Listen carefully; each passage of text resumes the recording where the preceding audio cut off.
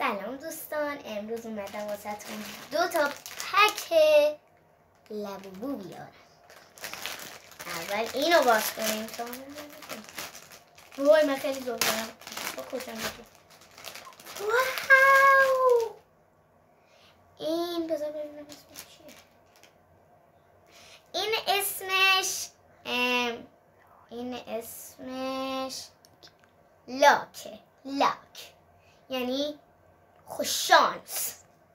حالا یکی رو عدد صدایی